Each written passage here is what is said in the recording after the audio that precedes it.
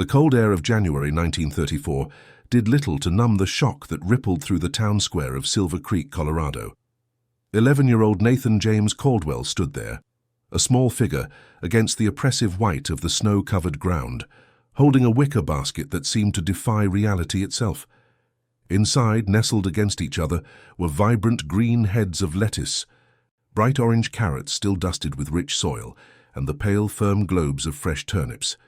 The starving townspeople, who had moments before been huddled in their misery, now gathered in a silent, ever-tightening circle. Their faces, gaunt from a winter of subsisting on rationed flour and withered potatoes, were a canvas of disbelief. The whispers of mockery that had followed the orphan boy for months had died, replaced by a stunned, hungry reverence. He held their gaze, his small shoulders squared, offering not just food, but an impossibility made real, a secret he had guarded in the frozen heart of the mountain. A story of survival and quiet defiance like this one deserves to be heard. And we are so glad you are here to experience it with us. If you feel the power in this opening moment, please take a second to press the like button and consider subscribing to our channel so you never miss these narratives of the human spirit. We are building a community of listeners who appreciate deep and meaningful stories, and we would love for you to be a part of it. Let us know in the comments where you're listening from today. Every single interaction helps share this story with someone else who might need to hear it, and believe me, the journey of Nathan Caldwell is one you will want to follow to its incredible conclusion. But to understand how this basket of vegetables held the power to save a town and rewrite a young boy's destiny, we must go back. This moment of impossible triumph was not born of magic, but of desperation, cruelty, and the faint echo of a father's love. The story doesn't begin here, in the cold town square filled with astonished eyes. It begins 3 months earlier, in the autumn of 1933, on the day the owner of the general store laughed in Nathan's face and, with a few careless words, effectively sentenced him to starve. It was a single act of callousness that would ignite a desperate, brilliant plan and set in motion a chain of events that no one in Silver Creek could have ever predicted. Nathan James Caldwell was a boy made of quiet resilience and cold drafts. At 11 years old, his world had shrunk to the size of a small, unheated room on the 3rd floor of Mrs. Agatha Brennan's boarding house.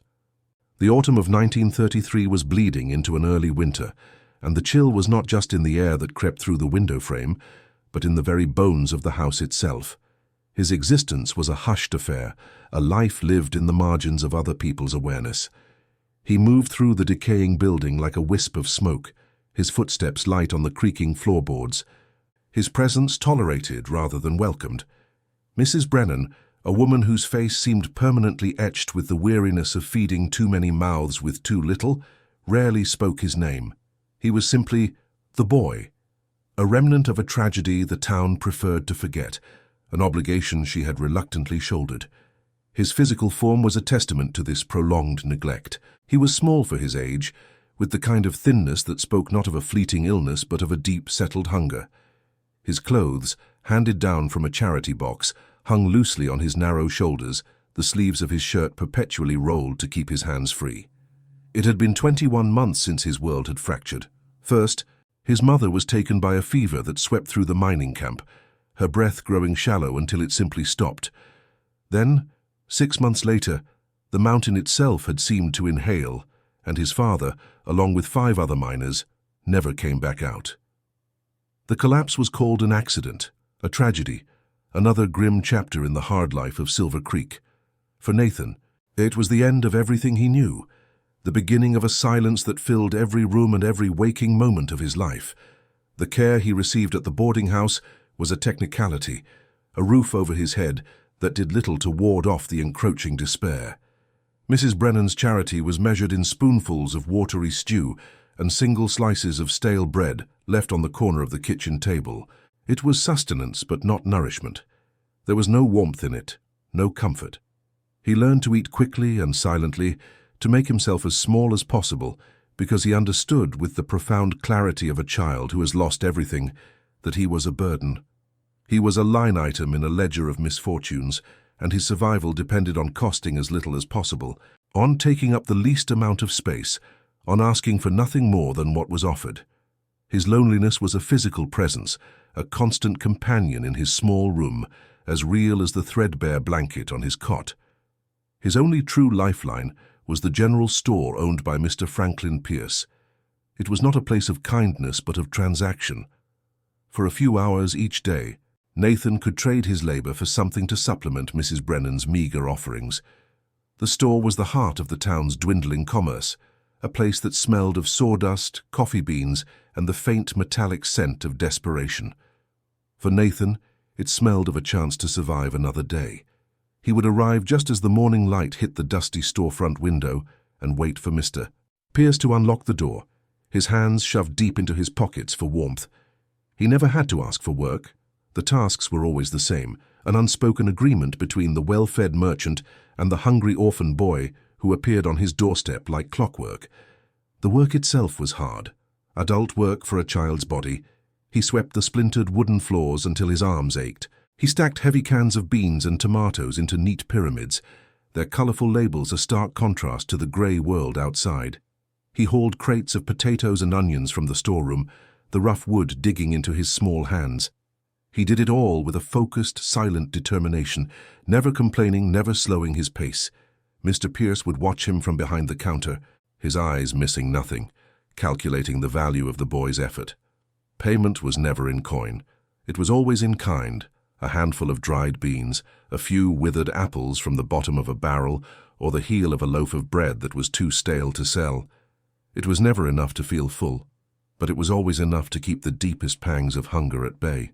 The entire town of Silver Creek was caught in the same slow-motion starvation. The Great Depression had gripped the mountain community with a particular ferocity, and the early, bitter winter was tightening its hold. Nathan saw the anxiety etched on the faces of the men who lingered outside the closed mine office, and the women who stood in line at the general store, counting their few coins. There was a shared misery, a collective tightening of belts, but it didn't foster community. Instead, it made people turn inward, their focus narrowed to the survival of their own families. In this climate of desperate scarcity, an orphan was less than a ghost. He was an inconvenience, a problem no one had the resources or the will to solve. His hunger was his own, a private battle fought in a town full of people fighting their own wars. In the quiet moments, when the cold of his room was most acute, he would allow himself to remember. He would conjure the image of his father's hands, calloused and strong, holding his own. He remembered the sound of his father's laugh, a deep, booming sound that used to echo through their small cabin, a sound that could make even the coldest winter night feel warm. These memories were a source of profound pain, a sharp reminder of the life that had been stolen from him, but they were also his most precious possession. They were proof that he had once been loved, that he had once belonged to someone. He would cling to these fragments of a better time, using them as a shield against the crushing weight of his present reality, a small flickering candle in an overwhelming darkness. As October gave way to November, the weather turned from harsh to brutal. An unforgiving snow fell early, blanketing the town and cutting it off from the lower valleys for days at a time. The prices in Mr. Pierce's store began to climb. A bag of flour that was $1 last month was now $2. The tension in the town was palpable, a low hum of fear that vibrated beneath the quiet streets. Nathan felt the shift immediately. Mr. Pierce's mood grew fouler, his portions of food smaller. The bruised apples became a single half-rotten potato. The handful of beans became a few scattered lentils. The unspoken contract between them was fraying, and Nathan could feel his fragile support system beginning to crumble beneath his feet. More than the gnawing hunger or the biting cold, Nathan's deepest fear was the thought of becoming completely invisible. He was terrified that one day he would simply fade from view, that Mrs. Brennan would stop leaving out his meager meal, that Mr. Pierce would look straight through him when he arrived at the store. It was the fear of being so utterly alone that his absence wouldn't even be noticed. He fought against it by making his work more perfect, by sweeping the floors cleaner, by stacking the cans higher. He tried to make himself useful, to prove his worth, to give them a reason to see him, to acknowledge that he was still there, still breathing, still fighting to exist in a world that seemed determined to erase him. There was one small, almost imperceptible source of light in his bleak routine. It came from Mr. Hiroshi Tanaka, an elderly Japanese immigrant who ran the town laundry. Mr. Tanaka was a man of few words, an outsider like Nathan who kept to himself and tended a small, meticulously organized garden behind his shop. Sometimes as Nathan passed by on his way to the store, their eyes would meet. Mr. Tanaka would offer a slow, deliberate nod, a gesture of acknowledgement that was devoid of pity. It was a simple, human connection, a silent message that said, "I see you." In a town where most people looked away, that small gesture felt like a lifeline, a tiny seed of kindness planted in the frozen ground of Nathan's lonely existence, though he could not yet know how it would one day grow. Each night ended the same way. He would return to the boarding house, consume his scant dinner in the cold silence of the kitchen, and retreat to his attic room. Lying under the thin, scratchy blanket, he would listen to the wind howl outside, a lonely sound that matched the feeling in his chest. He would watch his breath plume in the frigid air and trace the intricate patterns of frost that bloomed across the window pane. His thoughts were not of grand dreams or a brighter future. They were focused entirely on the immediate. He thought only of the next morning, of the work that needed to be done, of the scraps of food he might earn. This was his normal, a grim, repetitive cycle of labor and hunger. It was a life balanced on a knife's edge, and he had no idea that the blade was about to fall. The breaking point arrived on a Tuesday afternoon in late November, a day so cold the air felt like brittle glass. Nathan had spent 7 hours in Mr. Pierce's general store, his small body aching with a fatigue that went bone deep. He had unloaded a new shipment of flour, the heavy sacks leaving white dust on his threadbare coat, and then spent the rest of the day meticulously organizing shelves, turning the labels of canned peaches and beans to face forward in perfect, orderly rows. The work was a familiar rhythm, a grim meditation he performed in exchange for survival. As the weak afternoon light began to fade behind the snow-caked windows, he approached the counter, his stomach a tight, hollow knot of anticipation. He didn't expect much, a few potatoes, perhaps a scoop of dried peas, but it would be enough to keep the wolf of starvation from the door for one more night. Mr. Pierce was behind the counter, tallying figures in a large ledger, his brow furrowed in concentration. He didn't look up as Nathan approached, the silence in the store stretching thin and taut. The merchant's mood had been sour all day, his movements sharp, and his words clipped. Nathan waited, his hands shoved deep in his pockets, trying to make himself as small and unobtrusive as possible. He could feel a new kind of coldness radiating from the man, something that had nothing to do with the weather. It was a frigid, dismissive energy that made the hairs on his arms stand on end. When Mr. Pierce finally snapped the ledger shut, the sound echoed like a gunshot in the quiet room. He looked at Nathan, but his eyes were like chips of slate, empty of any recognition or warmth. The unspoken agreement that had sustained Nathan for months felt suddenly fragile, as if it might shatter at any moment. "There's nothing for you today, boy," Mr. Pierce stated, his voice flat and final. He didn't offer an apology or an explanation, just the cold, hard fact. Nathan stared at him, the words failing to register at first. He thought he must have misheard. He had worked all day, his muscles screaming in protest, his fingers numb from the chill of the storeroom. He had done everything asked of him, and more. The idea of receiving nothing in return was so fundamentally wrong, so contrary to the harsh but predictable rules of his world, that his mind couldn't immediately process it. He looked past the man to the shelves he had just stocked, the pyramids of cans he had built, the floor he had swept clean. It was all there, the physical evidence of his labor, yet it apparently counted for nothing. A wave of panic, cold and sharp, washed over him. This couldn't be happening. He swallowed hard, forcing his voice past the lump of fear in his throat. "But sir," he stammered, his words barely a whisper, "I worked, all day. I can take anything.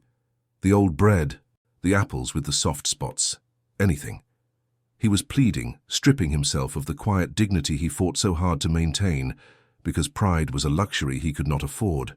Survival was the only currency that mattered, and right now he was bankrupt. He was a child begging for scraps, his entire existence hanging on the whim of a man who was looking at him as if he were a piece of dirt on the floor. The humiliation was a burning coal in his chest, but the gnawing hunger in his belly was a far more powerful fire. Mr. Pierce let out a short, sharp bark of a laugh. It was a terrible sound, dry and brittle, completely devoid of humor. It was the sound of contempt. He leaned forward on the counter, his face twisting into a sneer that exposed his yellowed teeth. "Business is bad," he said, his voice dripping with mock patience, as if explaining a complex concept to a simpleton. "The whole town is broke. I'm not a charity boy. I can't afford to be giving away my stock for a bit of sweeping." The dismissal was absolute. He was erasing months of Nathan's hard work, reducing his desperate effort to a mere trifle, an insignificant service that no longer held any value. The unspoken contract was not just broken. It was being shredded before his eyes, and he was powerless to stop it. Nathan opened his mouth to protest again, to offer to work for a week, a month, for a single bag of beans, but Mr. Pierce cut him off, his voice rising with cruel finality. The man's patience, thin as it was, had finally snapped. He pointed a thick finger toward the door, his eyes glinting with a mean-spirited satisfaction. "Come back when you have real money, boy," he spat, the words striking Nathan with the force of a physical blow. Then he added the final, crushing twist of the knife, a piece of mockery so profound it would echo in Nathan's mind for the rest of his life. "Or," he added with a cruel smirk, "come back when you learn to grow food from snow." The phrase hung in the air, an impossible, ridiculous challenge that was meant to underscore Nathan's utter and complete helplessness. For a long moment, Nathan couldn't move. He just stood there, rooted to the spot, the merchant's words echoing in the sudden ringing silence. The world seemed to tilt on its axis. It wasn't just the refusal of food, it was the casual, effortless cruelty behind it. He felt a hot flush of shame creep up his neck and spread across his face, so intense it made his eyes water. He was nothing, less than nothing. He was a problem to be swatted away, a nuisance whose hunger was an inconvenience. The store, which had been his only fragile lifeline, had just transformed into a place of profound humiliation. He saw in Mr. Pierce's cold, unforgiving eyes that there was no room for negotiation, no chance for appeal. This door had been slammed shut and locked for good. Without another word, he turned and walked out of the store. His movements felt stiff, disconnected from his body, as if he were watching someone else from a great distance. The small bell above the door chimed softly, a cheerful melodic sound that felt like a final, bitter insult. The frigid evening air hit him, but he barely registered the cold on his skin. A deeper, more absolute chill had settled deep within him, a cold that came from the sudden, terrifying understanding of his situation. He was 11 years old, utterly alone, and his only source of sustenance had been cut off. He had been sentenced to starve, not by a formal decree, but by a few careless, contemptuous words from a man who held all the power. As he trudged through the deepening snow, the streets of Silver Creek seemed alien and hostile. Every lighted window was a reminder of a warmth he couldn't share, of a meal he wouldn't eat. The threat was no longer a vague, shapeless fear that haunted the edges of his days. It was now a concrete reality, a certainty. Mrs. Brennan's watery stew would not be enough to sustain him through the brutal winter that was just beginning. Mr. Pierce's mocking challenge to grow food from snow replayed in his mind over and over. It was meant to be an absurdity, a final stamp on his powerlessness. It was meant to break him. But as the humiliation began to cool, something else, something hard and defiant, began to form in its place. The man had meant to issue a death sentence, but in his cruelty he had unknowingly planted a seed. That night, the attic room was not a shelter, it was a tomb. The cold was a physical entity, a predator that had finally cornered its prey. Nathan lay on his cot, not even bothering to remove his worn coat, listening to the relentless howl of the wind as it rattled the window frame. Mr. Pierce's words played on a loop in his mind, each repetition a fresh lash of humiliation. Grow food from snow. It was the cruelest kind of joke, a pronouncement of his worthlessness. For the first time since his father's death, the fight seemed to drain out of him completely. He felt the vast, crushing weight of his solitude, the terrifying reality that he could disappear from this town, and no one would even notice the empty space he left behind. The gnawing in his stomach was no longer just hunger. It was the physical manifestation of utter despair, a hollowness that threatened to consume him from the inside out. He closed his eyes, surrendering to the darkness, feeling the finality of his situation settle over him like a burial shroud. He saw no path forward. Every door had been slammed shut, every potential lifeline severed. He was an island in a frozen sea, and the tide was rising. He thought of his mother's face, but the memory was hazy, blurred by time and grief.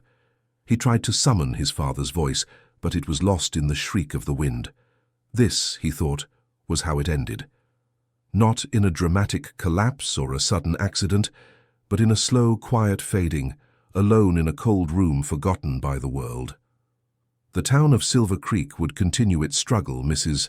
Brennan would continue her weary routines, and Mr. Pierce would continue to weigh his profits against the lives of others. Nathan Caldwell would simply cease to be a footnote in a winter of hardship. The tears that welled in his eyes froze on his lashes, a final bitter punctuation to a life of loss. He was a boy who had been sentenced to starve, and he lacked the strength to appeal the verdict. Then, through the fog of his surrender, the mocking phrase returned, not as an insult but as a spark. Grow food from snow. The words, meant to crush him, instead unlocked a door in his memory he thought was sealed forever.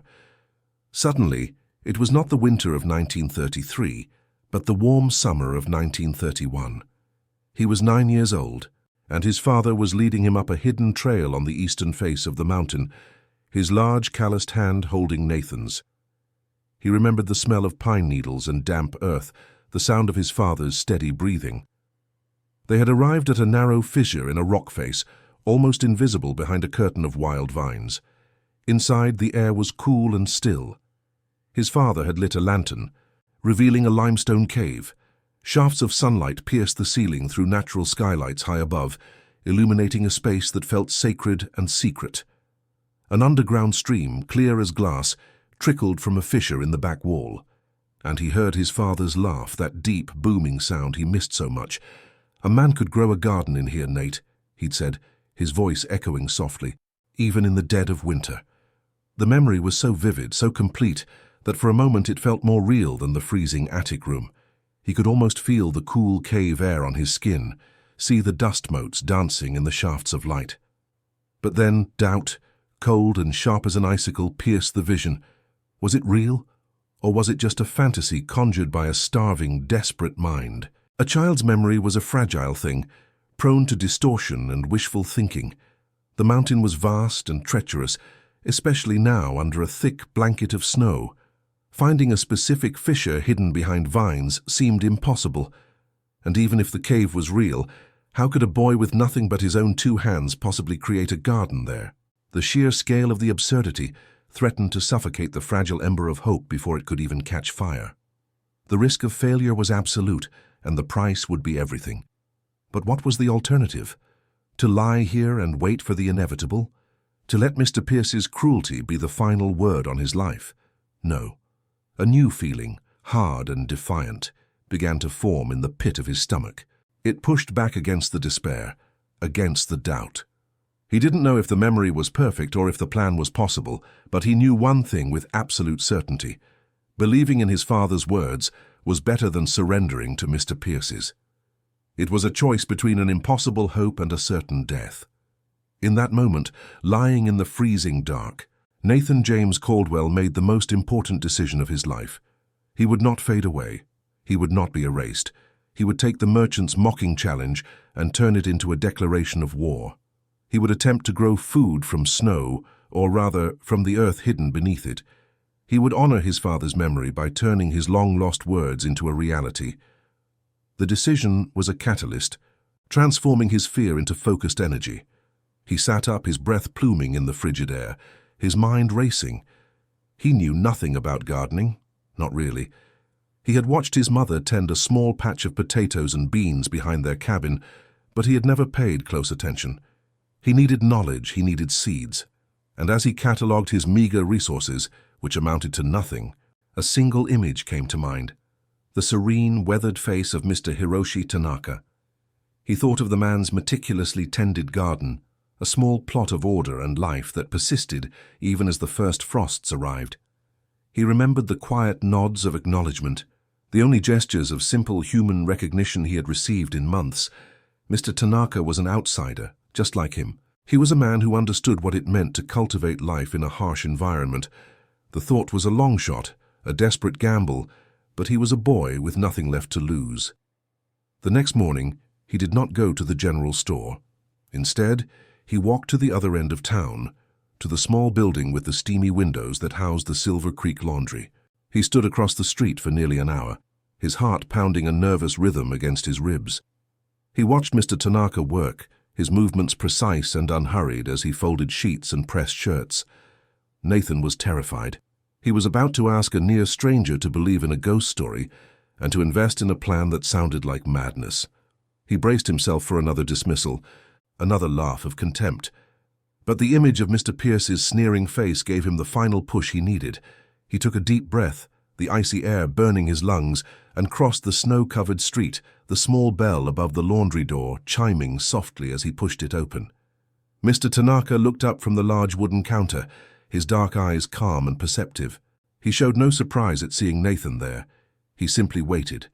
The air in the shop was warm and smelled of soap and hot metal, a stark contrast to the world outside.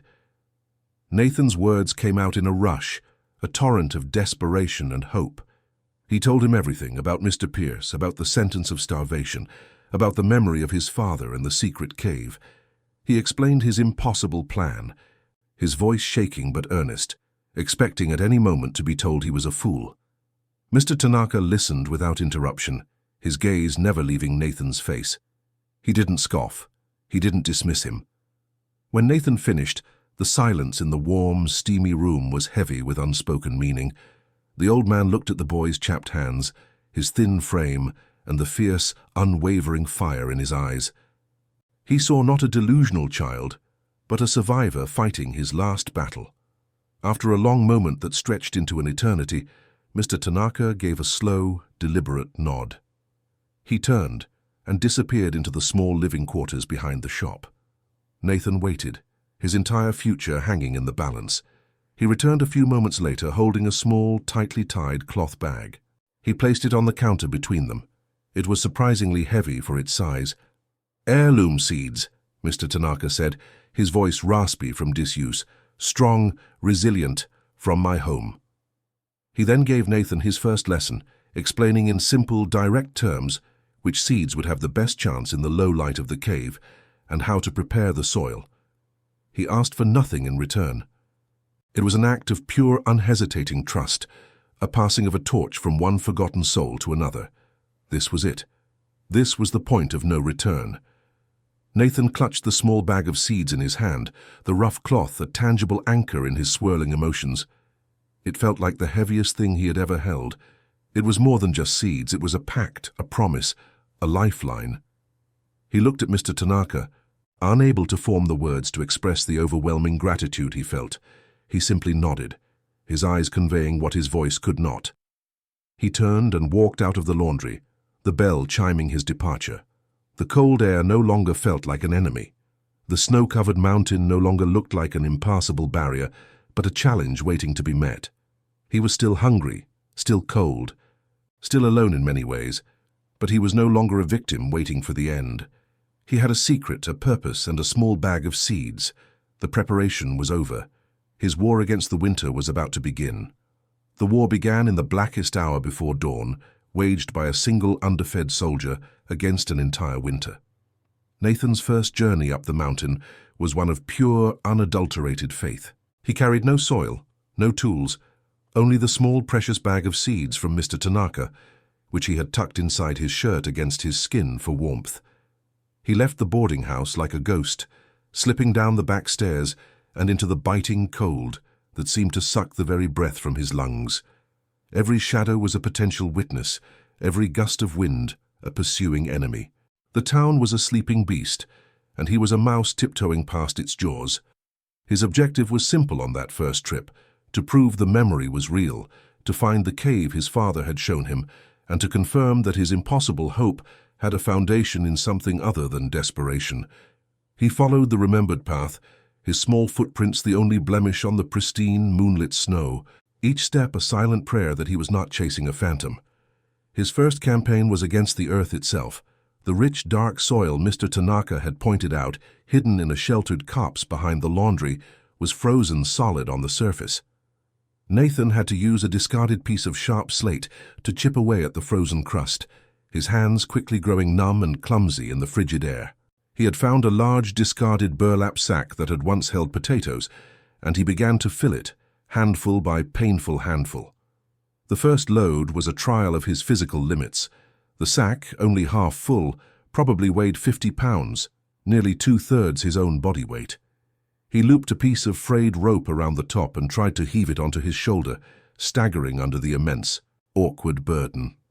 The coarse fabric dug into his thin coat, and the sheer dead weight of it felt like an anchor pulling him down into the snow, a physical manifestation of the impossible task he had set for himself.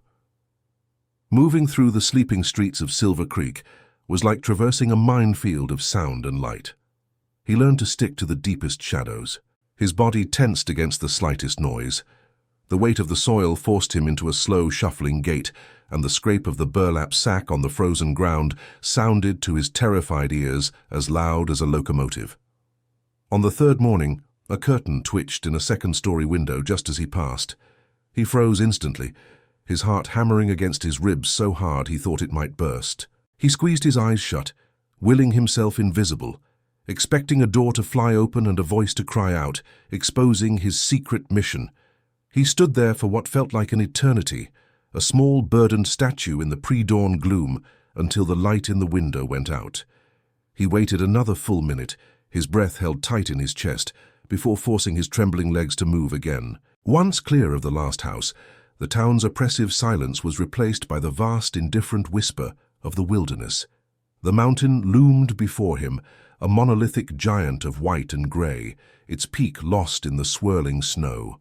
The established trail was little more than a suggestion under the deep drifts, and the climb was a constant battle for purchase. His worn boots, thin and cracked, offered little traction, and for every 2 steps forward, it felt like he slid 1 step back. The wind was a physical force here, a relentless predator that tore at his clothes and stung his exposed face with ice crystals. He was no longer just a boy hiding from his neighbors. He was a tiny, insignificant creature, fighting against the raw, untamed power of nature, and the odds felt impossibly stacked against him. The scale of his solitude was immense, a single child against a frozen world. The ascent was a brutal, repetitive prayer of motion, a rhythm of agony that became his entire existence. Step, drag, breathe. Step, drag, breathe. His legs burned with a fire that the cold could not extinguish, and his lungs felt raw from sucking in the thin, icy air. The rope connected to the sack of soil had worn a raw patch on his shoulder through his coat, a constant nagging pain that radiated through his small frame. Every 100 yards he would have to stop, collapsing against a snow-covered boulder, his body shaking with exhaustion. He would allow himself 60 seconds to recover, counting each one in his head, his breath coming in ragged, steaming gasps. Then he would force himself back to his feet, the dread of the remaining journey a cold knot in his stomach, and begin the grueling rhythm once more, driven forward only by the image of Mr. Pierce's mocking face. On his 4th trip, the mountain fought back with a casual, thoughtless cruelty. His foot slipped on a patch of ice hidden beneath a thin layer of fresh powder. He went down hard, his chin striking the frozen ground, and the heavy sack of soil was torn from his grasp.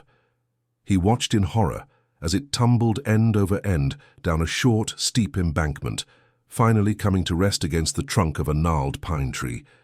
A wave of pure panic washed over him, so cold and sharp it momentarily paralyzed him. All that work, all that pain, nearly lost in a single clumsy moment. He scrambled down the slope, his hands sinking into the deep snow, the cold burning them like fire. He reached the sack, his fingers fumbling with the rope, his entire body trembling, not just from the cold, but from the terrifying proximity of failure.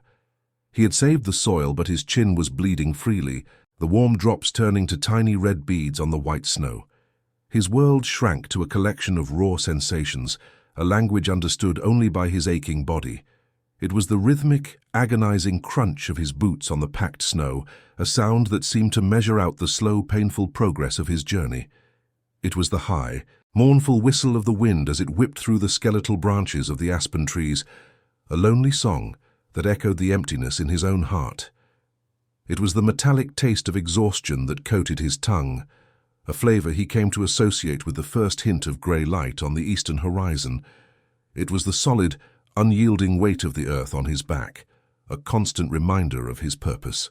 These sensations became his clock and his compass, the only tangible realities in a mission that often felt like a desperate, waking dream, a secret life lived entirely in the margins of the day.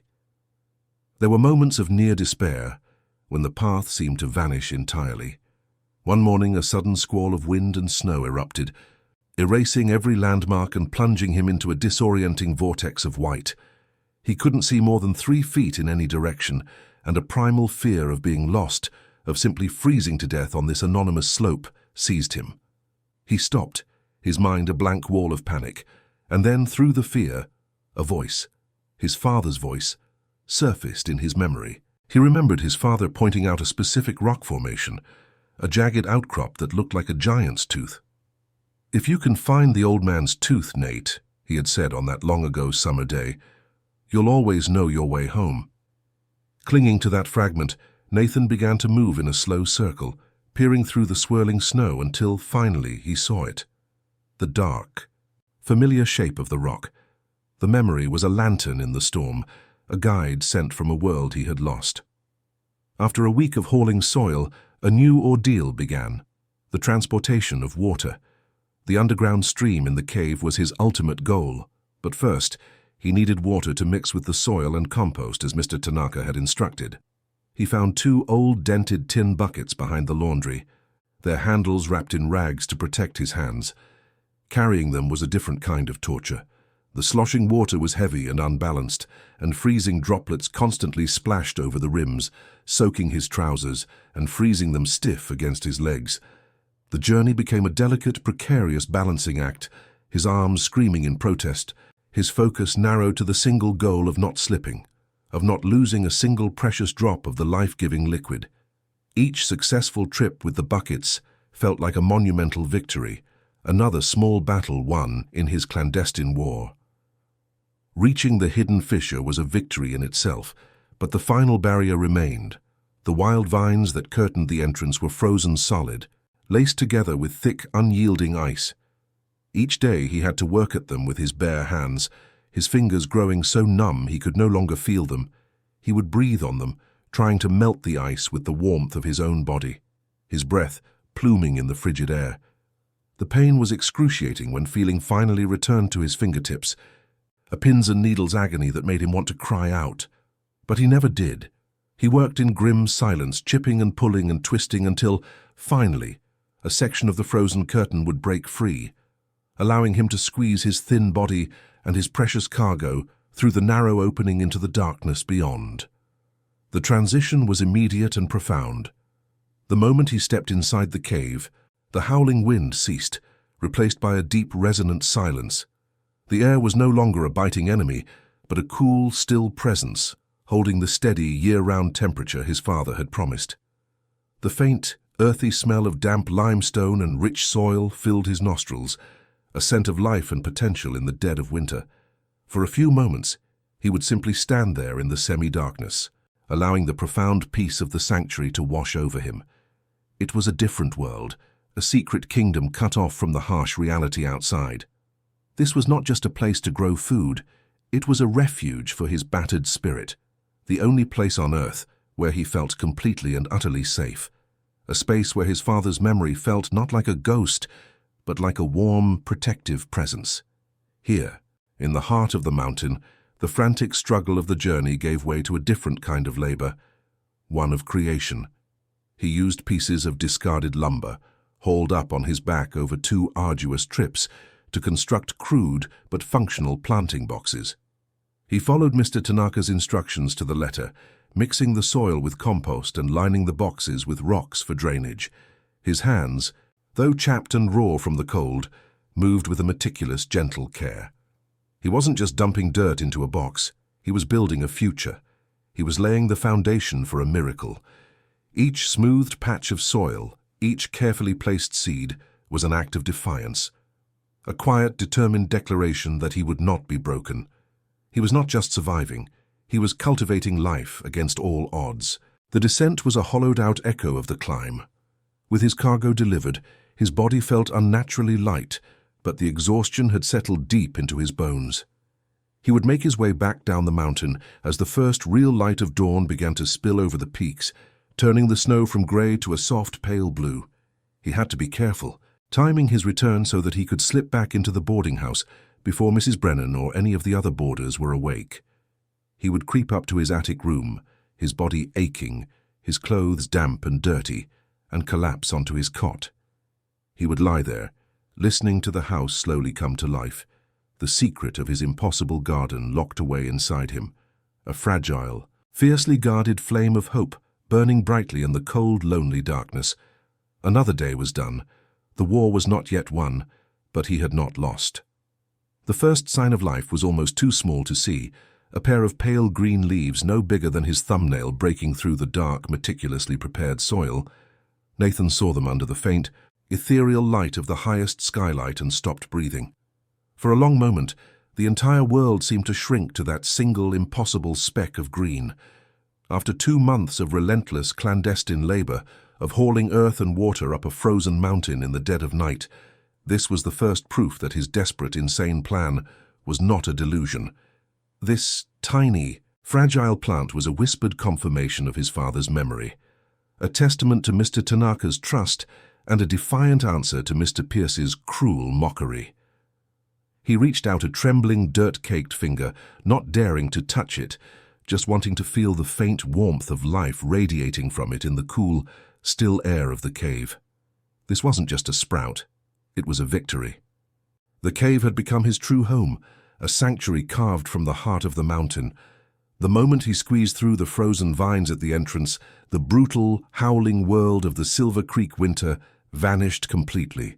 It was replaced by a profound, resonant silence, broken only by the soft, steady trickle of the underground stream and the sound of his own breathing. The air held a constant, cool temperature of 55 degrees, a gentle embrace against his cold, chapped skin. It smelled of damp limestone, rich earth, and the clean, metallic scent of fresh water, the smell of life itself.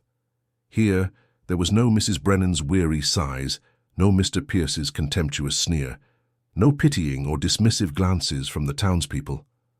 There was only the quiet, focused work of cultivation and the comforting, palpable presence of his father's memory, which seemed to linger in the still air like a protective warmth. He knelt beside the small green shoot, the exhaustion of the past 2 months crashing over him in a single overwhelming wave. His body was a roadmap of the effort, his hands raw and calloused, his shoulders permanently aching from the weight of soil and water, his frame even thinner than before. But looking at that tiny speck of green, none of the pain mattered. It was the physical manifestation of hope, a hope he had built with his own 2 hands. He slowly lowered himself until he was lying flat on the cool, damp stone floor of the cave. He felt the steady, solid presence of the mountain beneath him, and for the first time since the mine had collapsed, he felt truly anchored, truly safe. And there, alone in his secret kingdom, Nathan James Caldwell wept, the silent, hot tears carving clean paths through the grime on his face, a release of fear, relief, and a profound aching gratitude. The next few weeks were a quiet blur of patient, meticulous work. The single sprout was joined by dozens, then hundreds, pushing their way through the dark soil in his crude wooden planters.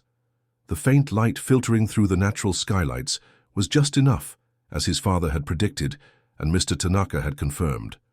The cave, once a place of silent stone and shadow, began to transform. It was a slow, subtle awakening. The deep green leaves of lettuce began to unfurl like small flags, and the feathery tops of the carrots formed a delicate green canopy over their hidden roots. The turnip greens grew broad and strong. Nathan moved between the planters like a priest tending a sacred grove, his movements gentle and deliberate. He watered them with the clear, cold stream water, pulled the occasional weed, and spoke to them in soft whispers. Words of encouragement meant as much for himself as for the burgeoning life around him. He knew the situation in the town was growing more desperate with each passing day. On his rare, necessary trips for supplies, he could barter for with odd bits of mending he learned from Mr. Tanaka. He heard the hushed, fearful conversations. He saw the deepening hollows in the faces of the other children. He learned that 3 of the town's youngest had been lost to the wasting sickness that came with malnutrition. The knowledge was a heavy weight in his chest, transforming his personal mission of survival into something more urgent, something larger. His garden was no longer just for him. It was a secret arsenal, a hidden cache of life that he would soon have to deploy in the war against hunger that Silver Creek was so clearly losing. The time for hiding and cultivating was drawing to a close. The time for action was upon him. In the middle of January, 1934, the day finally came.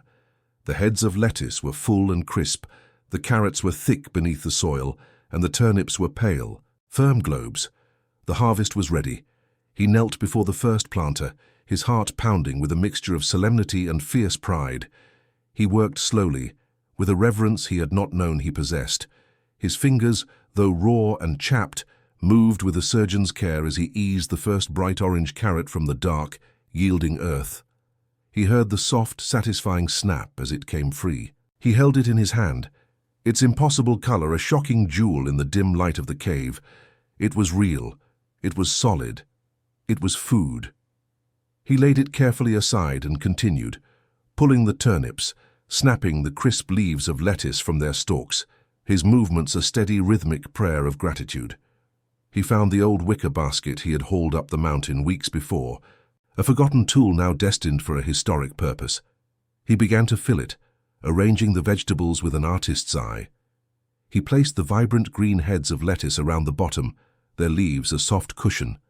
He nested the firm, white globes of the turnips among them, and then carefully laid the bright orange carrots on top, their feathery green tops still attached. The basket grew heavy in his hands, laden with the impossible bounty. He looked at it, this explosion of color and life that he had coaxed from the frozen heart of a mountain. It was a sight that shouldn't exist in this winter, in this town. It was a miracle, but a miracle he had built with sweat, pain, and the stubborn refusal to surrender to the fate that had been assigned to him. Holding the basket, he felt the full weight of his accomplishment settle upon him. It was heavier than any sack of soil he had ever carried. It was the weight of his father's last gift, the echo of a long-ago joke that had become a blueprint for salvation. It was the weight of Mr. Tanaka's quiet, unwavering trust, a debt he could now begin to repay. It was the weight of his own resilience, a final, definitive answer to the man who had told him to grow food from snow. He had done it. Standing there in the silent, living cave, he felt his father's presence more strongly than ever before, not as a sad memory, but as a proud, encouraging warmth at his back. He was no longer just an orphan, a burden, a ghost. He was his father's son. Before squeezing back through the frozen vines, he took one last look at his secret garden. The rows of remaining plants bathed in the soft, dusty light from above were a promise of more to come. This place was his power, his secret, his proof that even in the darkest, coldest winter, life could be cultivated. He adjusted his grip on the heavy wicker handle, the rough texture a familiar and grounding sensation. He took a deep, steadying breath of the cool, earthy air, then turned his back on his sanctuary. He squared his small shoulders, preparing to face the harsh, hungry world he had left behind. The boy who had fled up the mountain in shame and desperation was now descending as a provider, carrying not just a basket of vegetables, but an impossible, undeniable hope. The arrival of the journalist, Eleanor Whitfield, had been a whirlwind of flashing camera bulbs and rapid-fire questions, an alien storm in the quiet, snow-muffled world of Silver Creek. But it was the arrival of Sheriff Brody a week later that truly altered the landscape of Nathan's life. He came not with a camera, but with a worn leather briefcase, his face etched with a gravity that seemed to absorb all the light in Mrs.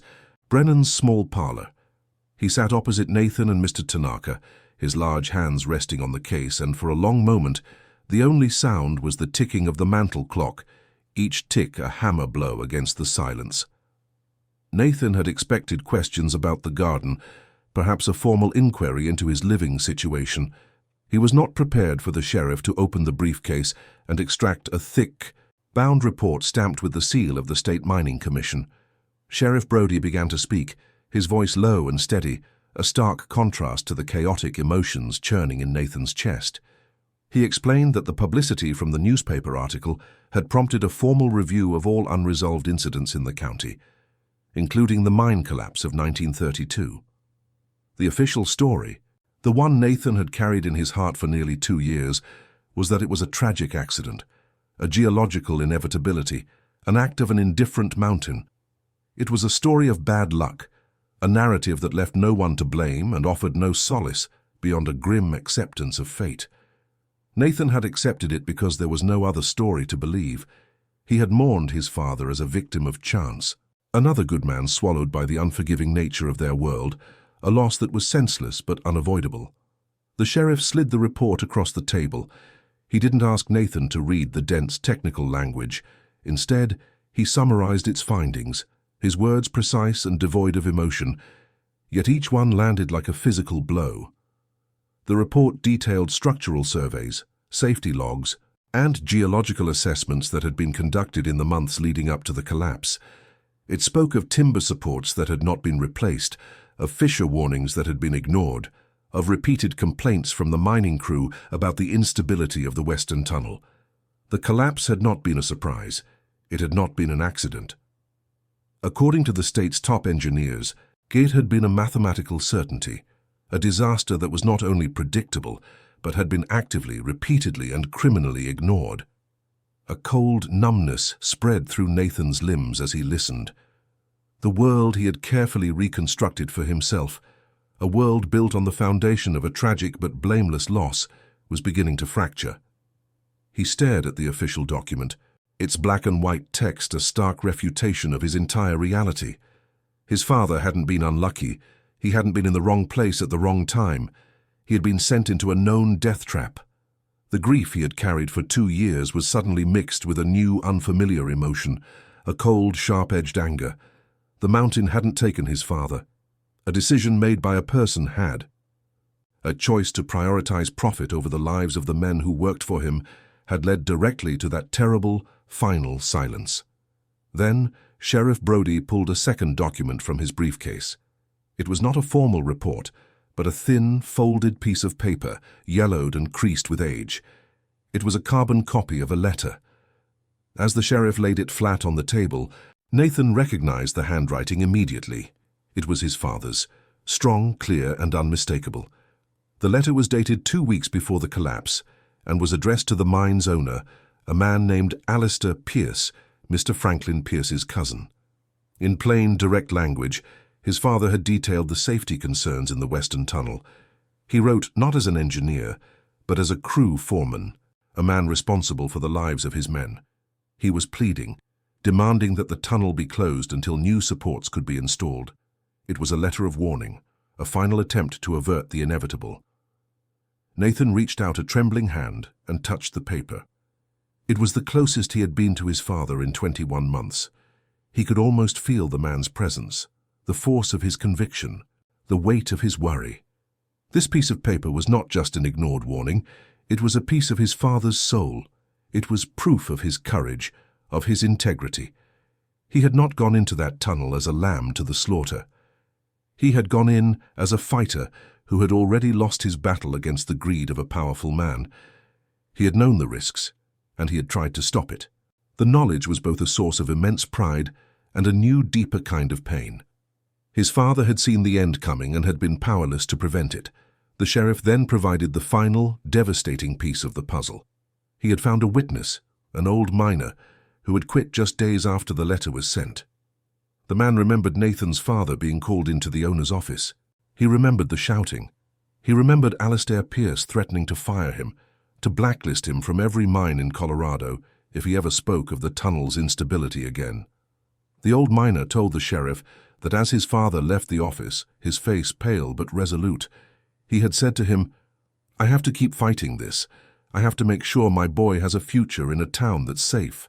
He wasn't just fighting for his crew, he was fighting for Nathan. His last conscious actions on this earth had been acts of protection, of a father's fierce and desperate love for his son. That was the moment the dam inside Nathan finally broke. The silent, stoic boy who had endured abandonment, hunger, and humiliation without shedding a tear now bowed his head and wept. The sobs were not loud or violent, but deep, silent, and gut-wrenching, shaking his entire small frame. He wasn't crying just from grief, but from a profound, overwhelming mix of love, pride, and a sense of connection he thought was lost forever. He had never been abandoned, not really. His father had been fighting for him until his very last breath. He had been trying to build a future for him, and in the end, had been murdered for his efforts. The tears were a release of 2 years of suppressed sorrow, but they were also a baptism, washing away the old story of a boy left behind and replacing it with the truth of a boy who had been fiercely, protectively loved. He felt a gentle, firm hand on his shoulder. It was Mr. Tanaka. The old man said nothing, but his presence was a solid, unwavering anchor in the storm of emotion.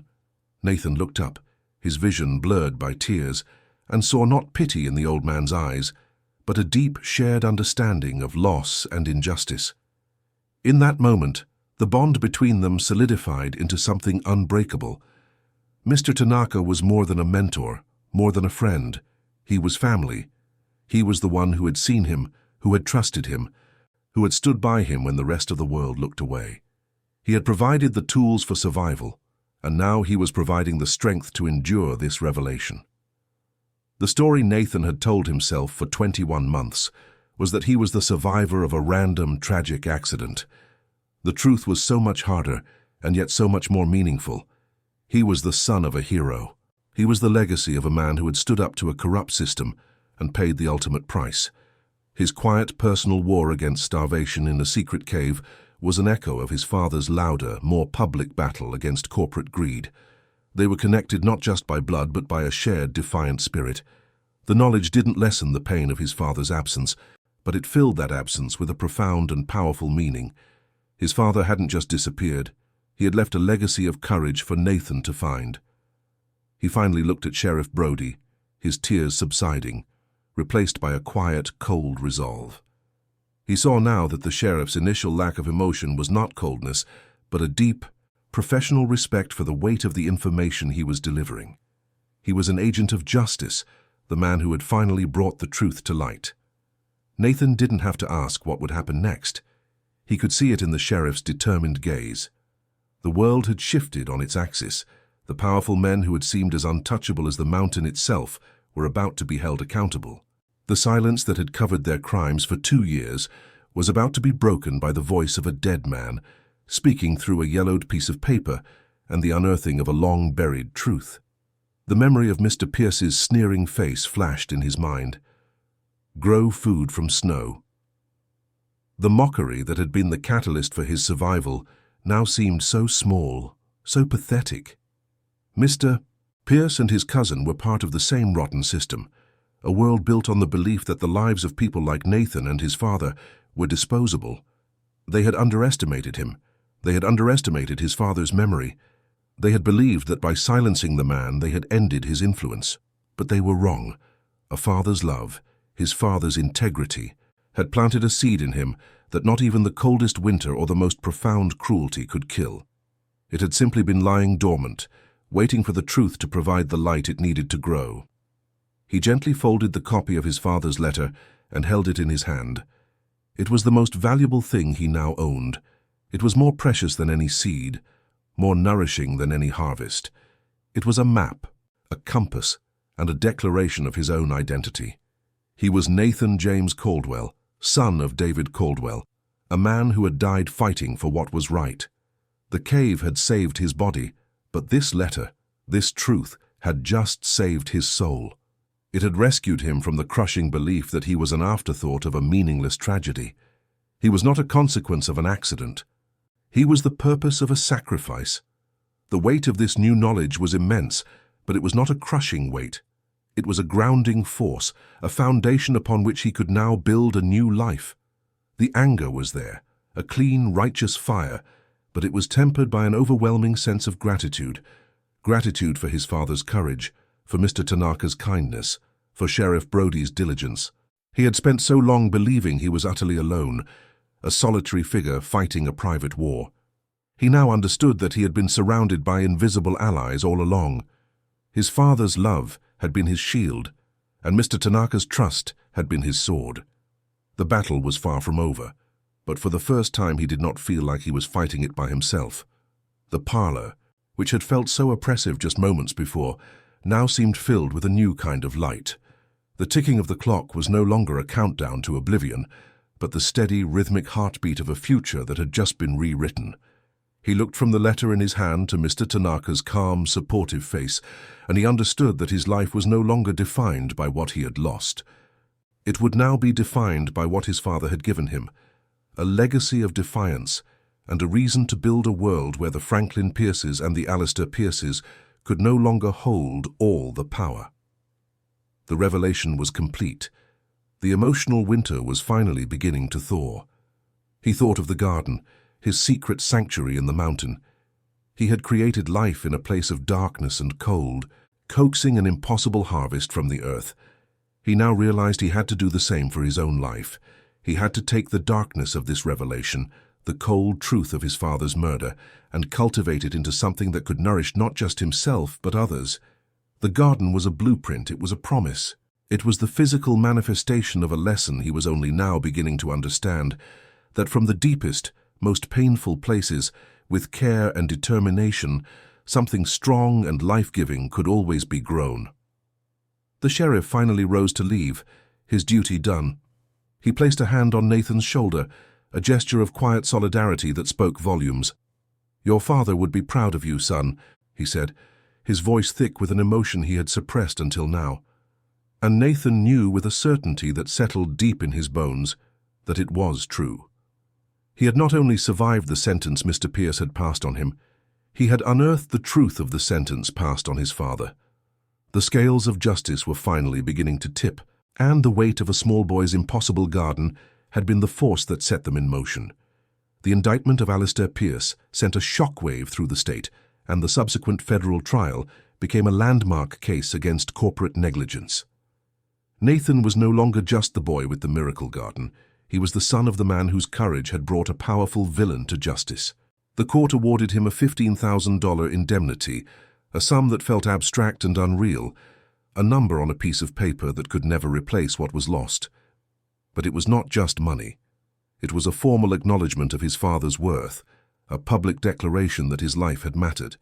It was a tool, a resource, a seed from which a new future could be planted, and Nathan knew exactly who he wanted to plant it with.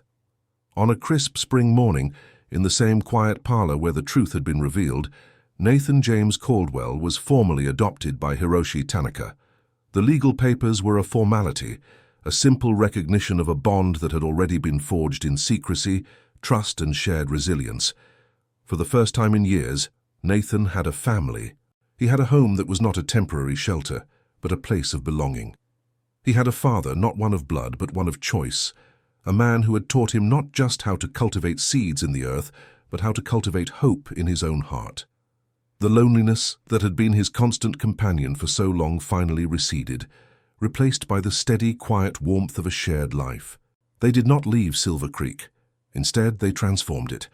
With the indemnity funds, they purchased the abandoned general store from a disgraced and bankrupted Franklin Pierce. They converted it into the headquarters for a new enterprise, one born from a secret garden and a father's legacy, the Caldwell Tanaka Cave Farming Cooperative. Their mission was simple but audacious: to use the unique geology of the mountains to fight the hunger that still plagued the region. The cave that had been Nathan's private sanctuary became their first laboratory, a place where they refined the techniques of subterranean agriculture, turning a desperate act of survival into a replicable science of hope. Nathan was no longer a boy hauling soil in the dead of night. He was an innovator, a teacher.